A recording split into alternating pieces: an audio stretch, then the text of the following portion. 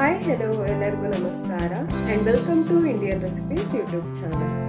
ಇವತ್ತಿನ ವಿಡಿಯೋದಲ್ಲಿ ice cream parlour ಅಥವಾ ಜ್ಯೂಸ್ ಸೆಂಟರ್ನ ರೀತಿಯಲ್ಲಿ ಪರ್ಫೆಕ್ಟ್ ಆಗಿ ಮನೆಯಲ್ಲಿಯೇ ಪೈನಾಪಲ್ ಜ್ಯೂಸನ್ನು ಹೇಗೆ ಮಾಡೋದು ಅಂತ ನೋಡೋಣ. ವಿಡಿಯೋವನ್ನು ಸ್ಟಾರ್ಟ್ ಮಾಡುವ ಮುಂಚೆ ದಯವಿಟ್ಟು ನನ್ನ ಚಾನಲ್ ಅನ್ನು ಸಬ್ಸ್ಕ್ರೈಬ್ ಮಾಡಿ, ಹಾಗೆ ಪಕ್ಕದಲ್ಲಿರುವ ಬೆಲ್ ಐಕಾನ್ ಅನ್ನು ಕ್ಲಿಕ್ ಮಾಡಿ. ಇಲ್ಲಿ ನಾನು ಒಂದು ಮಿಕ್ಸಿ ಜಾರನ್ನು ತಗೊಂಡಿದ್ದೀನಿ. ಇದಕ್ಕೆ ಅರ್ಧ ಅನಾನಸ್ ಅಥವಾ ಪೈನಾಪಲ್ ಅನ್ನ ಸಿಪ್ಪೆಯನ್ನ ತೆಕ್ಕೊಂಡು ಸಣ್ಣದಾಗಿ ಕಟ್ ಮಾಡಿಕೊಂಡು ಹಾಕೊಳ್ತಾ ಇದ್ದೀನಿ. ಈಗ ಇದಕ್ಕೆ 1 ರಿಂದ 2 ಟೇಬಲ್ ಸ್ಪೂನ್ ಅಷ್ಟು ಸಕ್ಕರೆಯನ್ನ ಹಾಕೊಳ್ತಾ ಇದ್ದೀನಿ. ಸಕ್ಕರೆಯನ್ನ ನಿಮ್ಮ ಟೇಸ್ಟ್ನ ಅನುಗುಣವಾಗಿ ಹೆಚ್ಚು ಕಡಿಮೆ ಮಾಡಿಕೊಂಡು ಸೇರಿಸ್ಕೊಳ್ಳಿ. ಈಗ ಇದಕ್ಕೆ 5 ರಿಂದ 6 ಐಸ್ ಕ್ಯೂಬ್ಸ್ ಅನ್ನ ಹಾಕೊಳ್ತಾ ಇದ್ದೀನಿ. ಇದು ಕಂಪ್ಲೀಟ್ ಆಗಿ ಆಪ್ಷನಲ್, ನಿಮಗೆ ಬೇಕಿದ್ರೆ ಈ ಐಸ್ ಕ್ಯೂಬ್ಸ್ ಅನ್ನ ಸೇರಿಸ್ಕೊಳ್ಳಿ.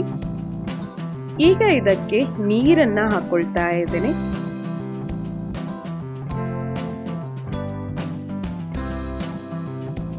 ಈಗ ಈ ಮಿಕ್ಸಿ ಜಾರ್ನ ಮುಚ್ಚಳವನ್ನ ಮುಚ್ಚಿ ಇದನ್ನ ಚೆನ್ನಾಗಿ ರುಬ್ಕೊಳ್ತಾ ಇದ್ದೀನಿ.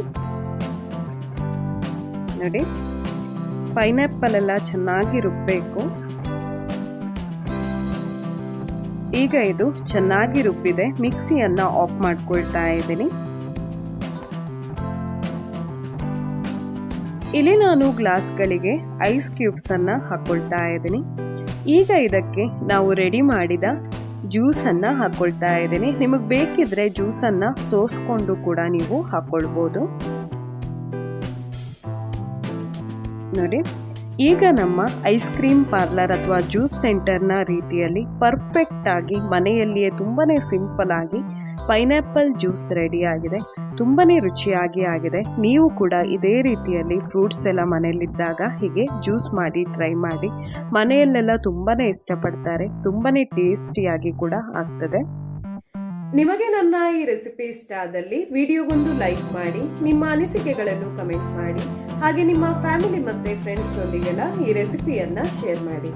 ಇಲ್ಲಿಗೆ ನನ್ನ ಇವತ್ತಿನ ಈ ವಿಡಿಯೋವನ್ನ ಮುಗಿಸ್ತಾ ಇದ್ದೇನೆ. ಇನ್ನು ನಾವು ಸಿಗುವ ಮುಂದಿನ ವಿಡಿಯೋದಲ್ಲಿ. ಅಲ್ಲಿಯ ತನಕ ಟೇಕ್ ಕೇರ್.